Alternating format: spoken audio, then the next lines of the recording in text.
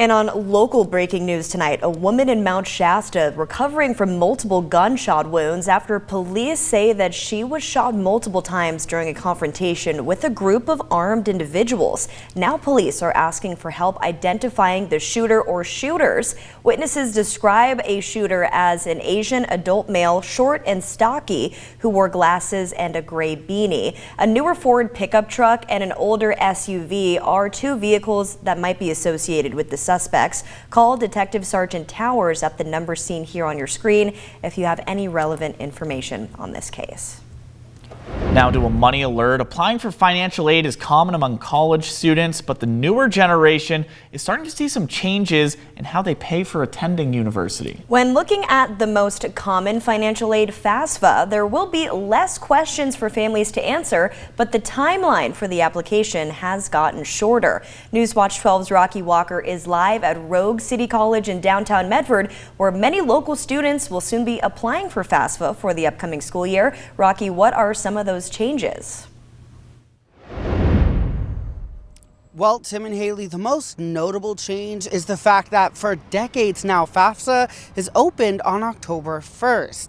This year, it won't be starting up until the first week of December, which with FAFSA being a first-come, first-served student aid basis, it gives students less time to apply for student aid before the upcoming school year starts. Financial aid application process has changed in recent years, with half as many questions to answer and the financial aspect being covered directly with the IRS. While last year was the start of many of the changes to FAFSA, with an application opening New Year's Day, it gave many students stress. Experts say with this application process, you have to be mindful of the time, but also patient with getting it handled. It still could be a bumpy, although maybe not as bumpy as last year, this year.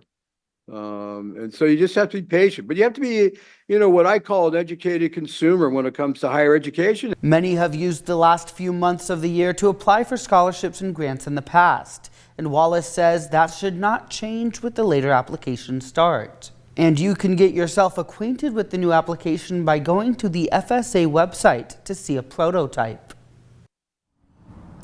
We spoke with local students here at Rogue Community College to see just how they're feeling about these FAFSA changes. Make sure to stay tuned to NewsWatch 12 at 5 to learn a little bit more about that and learn more about this application. But until then, live in Medford, Rocky Walker, NewsWatch 12.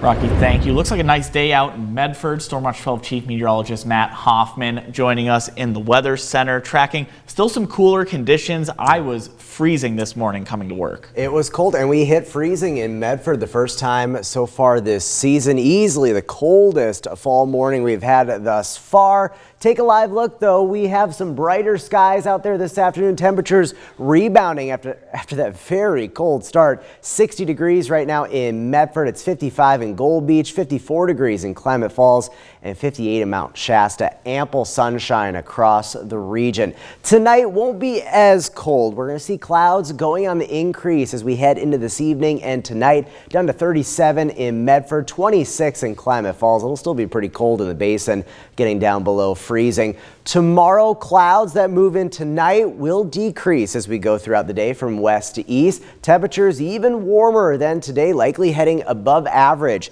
throughout southern Oregon and northern California. But we're tracking a storm system into this weekend. A few showers will be possible along the coast as we head into tomorrow evening.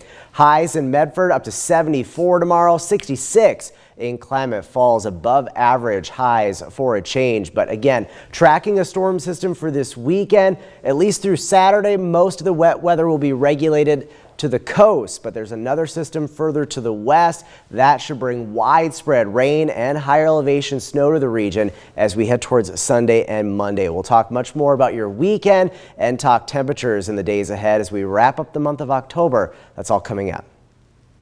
Matt, thank you. And yesterday, we covered the exciting return of Fire District 5 firefighters to their new home in Phoenix. Another great Alameda fire recovery story. For the past 4 years, EMS services were coming from talent for the city of Phoenix. Today, we're diving into the innovative changes within the building that houses not just the fire department, but also City Hall and the Phoenix Police Department. Let's check in with NewsWatch 12's Samantha Gadera, joining us live in studio to tell us more about these transformative upgrades. Sam, what innovative features can we expect to see from the facility? Well, Tim Haley, following the lessons learned from the devastating fires of 2020, the city has prioritized building a facility that saves money and is equipped to handle future emergencies. Right behind me was the building just before it was completed, and now let's take a closer look at what this new center offers. Was around when the fire occurred and when this idea first emerged, and bringing 3 different entities, the police, city hall, and fire. We brought together a team of architects, project managers to kind of come up with this idea of how can we best utilize the funding that we could get from the state. The new facility brings together multiple departments all under one roof, enhancing collaboration and efficiency for emergency response. So if you can find a silver lining in tragedy, that's a pretty bright place to look. And this was one of those silver linings, as I said a minute ago. Basically, what we have on the existing footprint that was here before, which was no additional cost to the city and actually saved us money. This building features a state-of-the-art emergency operations command room and an emergency safe room designed to protect residents in need. We started a cooperative agreement with Mercy Flights to handle our EMS supplies. We have an agreement with them, so we share the same bags as they do. They do all the swapping for us. We keep them in this system, and it's dropped our cost by about 75%.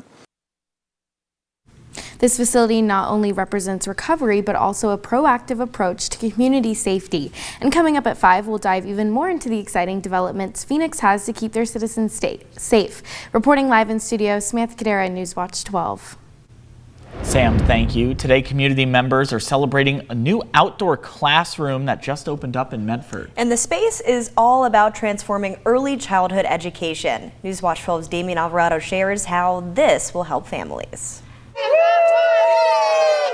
A ribbon cutting, celebrating the completion of a creative environment where kids can play and learn simultaneously. It's really fun, and I like how it has so much music and so much outdoor stuff, and it has a lot of things to do. The Oregon Center for Creative Learning said only about 23% of kids have access to childhood development classes.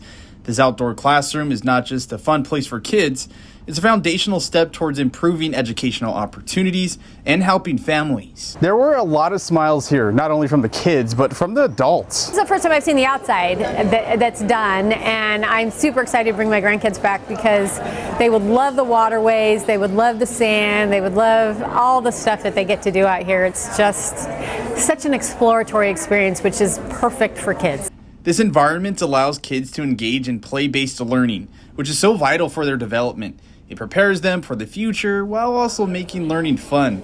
Executive Director of the Oregon Center for Creative Learning said this new space helps nurture the next generation, especially during the critical early years of cognitive development. What is your favorite part about this whole place? I really just like how it's so fun and open, and there's so much to do. Damon Alvarado, NewsWatch 12. Oregon U.S. Senator Ron Wyden was at the Oregon Center for Creative Learning's ribbon-cutting ceremony this morning in Medford, and afterwards, I got the chance to sit down with him in studio, talk about the importance of early childhood learning programs and how they can help out the entire family. A key issue for parents to be productive, and by the way, this means that kids are going to be in a position to be healthy and in a position to be productive workers down the road. Definitely. And it was a busy day at some schools in Jackson County as well. You paid a visit to Phoenix High School, and you told me those students were really impressive. Those students were incredible. There was a student who asked me, for example, well, there are a lot of divisions in society. What do you do about them in the Senate? And I mentioned to him, because it was such a good question, some of the bipartisan bills that I've been working on. For example, I talked about our fentanyl legislation. Right now, these cartels, particularly from overseas, are using a loophole in tax law they're shipping all this poison into Oregon in really small packages that have been able to come in because of an exemption for small packages. We're cracking down. I pointed out to the student, this was a bipartisan effort. I had an equal number of Democrats and Republicans, and I also pointed out that we've been bipartisan in terms of some of our mental health efforts. And I thought the students today at Phoenix, and I said this when I walked out, made us all really proud, because the theme of the meeting is called Listening to the Future. And I walked out feeling that those students at Phoenix really showed us that we had a lot to be proud of and hopeful about. That's great to hear, especially in Jackson County in Southern Oregon. Now, I do want to mention you had a town hall scheduled earlier this year that was interrupted by pro-Palestine protesters. Originally, you had a town hall scheduled at Phoenix High School for this morning. The town hall portion was canceled, the school district saying that there was likely another disruption. And I wanted to ask you, how do you balance these town hall meetings, visiting Oregonians in every county, coupled with the ability for people to peacefully protest if they choose? But this year we were also seeing a lot of threats of political violence around the country in an election year. So how do you try to balance all of that, hearing the people? Well, what you do is you say, First Amendment always, violence never. And that is really my core kind of foundation for dealing with these issues. And you know, the reality is that the school felt it wasn't safe to do anything other than have the students, and I always respect local education officials because they're so close to the students. And look, I've had 1,100 open to all town hall meetings, and I want everybody in Oregon to know I'm never going to give that up as long as I have an opportunity and the honor to represent Oregon in the Senate. In our conversation, Senator Wyden and I talked about voter burnout ahead of the upcoming election as well. We also talked about millions of dollars in federal funding coming to the state of Oregon. You can hear what else the senator had to say coming up on NewsWatch 12 at 5, 6, and 11 later tonight. And over in Siskiyou County, you're looking at some possible future firefighters. Junction Elementary students in Soames Bar got the chance to learn about cultural fire management from the Karuk tribe. The kids got hands-on experience suiting up and engaging in a prescribed burn. The Karuk tribe wants to thank the Junction Eagles for using fire for good. And we're down to just 3 days left in our 34th annual Coats for Kids campaign. It's hard to believe, but what's not hard to believe is we've already been seeing so much support from all of you in the community. We hope to finish off this year's campaign strong, as you tend to do. If you have a new or gently used children's coat, you can drop it off at one of our Red Barrel locations. Our partners say we are especially in need of toddlers' coats right now. We have more than 50 donation barrels across Jackson, Josephine, and Klamath counties. You can find a full list of where each barrel is on our website, kdrv.com. And of course, you can also donate online or by check. We're accepting checks sent to KDRV at our street address to a P.O. box. You can also donate online to kdrv.com. We want to thank all of you for the support that we've seen so far this year.